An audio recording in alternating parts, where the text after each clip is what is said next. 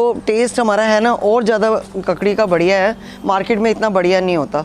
ककड़ी मतलब सीज़न में मुश्किल से 2-3 महीने के लिए आती है, जिससे कि हमारे को नीड पूरी तो होती है पर इतनी नहीं होती जितनी घर से हमारी नीड पूरी होती है।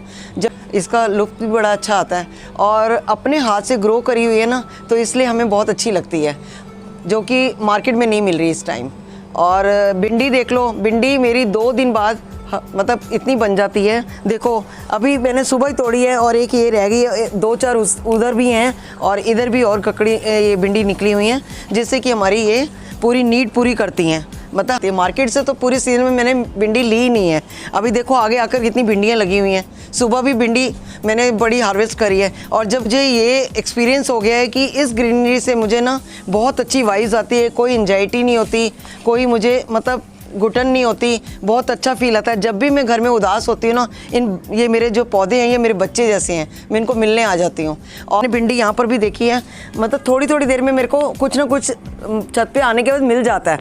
मतलब इतनी हार्वेस्टिंग हो जाती है जो मेरी घर की नीड पूरी होती है और मुझे बहुत अच्छा फील आता है। मेरे यही फ्रेंड्स हैं, यही मेरे बच्चे हैं और यही मेरा सब कुछ है और मैं इन पे टाइम स्पेंड बहुत करना चाहती हूँ। और जब भी कभी कहीं जाने का नहीं होता तो मैं ऊपर अपने टेरेस में आके अपना ये हार्वेस्टिंग करती हूँ। और ये देखो शिमला मिर्च कितनी आई हुई है, देखो ये रेड कलर की जो आती है ना, ये देखो ये शिमला मिर्च कितनी है। फ्रेंड से भी ज़्यादा ये मेरे क्लोज़ हैं और मैं इनके ऊपर इतनी मेहनत भी नहीं करती जितना ये मेरे को आउटपुट देते हैं। तो रीता जी, आपने सब्जियों के बारे में बहुत अच्छा बताया कि आपके ये फ्रेंड्स की तरह आप मिलने भी आते हैं और आपको फ़ायदा भी मिलता है, सब्जियाँ भी मिलती हैं यहाँ से। पर ना लोगों का एक सवाल था, पहले मैंने जो वीडियो डाली थी उसमें लोगों का एक सवाल आया था कि वो छत टॉप गार्डनिंग इसलिए नहीं करते क्योंकि ऐसा होता है कि सब्जियाँ ज़्यादा ग्रो नहीं करती हैं, कीड़े लग जाते हैं पत्तों में, सब्ज़ी में कीड़ा लग जाता है।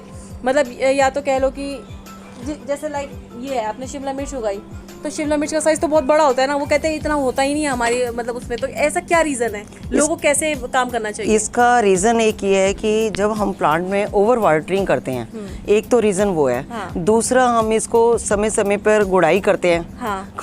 खाद डालने के लिए इनको हवा मिलती है, पानी मिलता है। अगर हम ओवर ईटिंग या पानी ज़्यादा पिएंगे तो हमारी तबीयत खराब हो जाएगी। तो इनका भी वैसा ही है। कीड़ा लगने का मेन कारण होता है कि इसकी देख रेख सही नहीं हो रही और इसकी जो मेडिसिन होती है ना वो ऑर्गेनिक होती है, जो कीड़े को डेड कर देती है। मतलब अगर हम इनकी केयर अच्छी करते हैं, वाटरिंग टाइम पे करते हैं और जब पानी की नीड होती है तभी डालते हैं, अदरवाइज़ नहीं। मिट्टी अगर जो इसकी सॉइल है वो अगर थोड़ी सी नमी में है तो पानी बिल्कुल नहीं डालना। हफ्ते के बाद हम गुड़ाई करते हैं, वो करते हैं। एक गुड़हल का प्लांट होता है जो फ्लावरिंग प्लांट होता है, उसमें जल्दी से कीड़ा लगता है। अगर उस प्लांट में कीड़ा आ गया है और हमने उसको रिमूव नहीं करा तो वो सारे प्लांट्स में फैल जाएगा।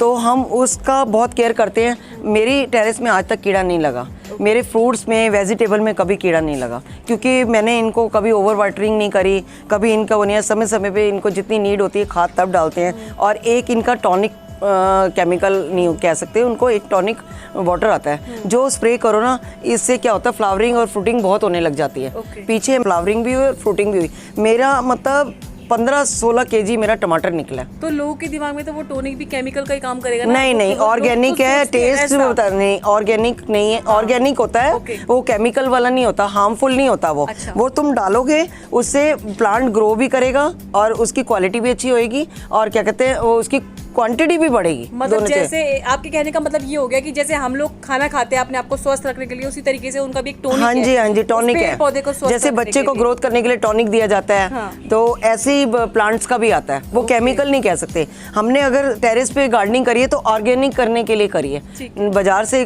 तो सब कुछ मिलता है, पर जो घर की नीड हमें इससे पूरी हो रही है तो हम उसमें केमिकल क्यों डालेंगे? बिल्कुल बिल्कुल। लोगों को अगर शुरुआत करनी हो, जैसे मान लो कि किसी ने बिल्कुल ही आज तक गार्डनिंग की ही ना हो, तो उनके लिए क्या मैसेज रहेगा कि वो किस तरीके से एक शुरुआत कर सकते हैं? देखो मैं फ्रूटिंग का तो मैं अब पहले उनको ये सजेशन एडवाइस नहीं करूँगी, क्योंकि देखो अगर ये देखो सदाबहार का पौधा है, ये सदाबहार का पौधा ऐसा है कि हर घर में ये अच्छा भी शुभ माना जाता है और इसको लगाना बहुत इजी है। ये स्टिक से भी लग जाता है रेनिंग सीजन में। अगर तुम इसकी स्टिक पॉट में डालोगे, सॉइल में डालोगे तो ये लग जाएगी।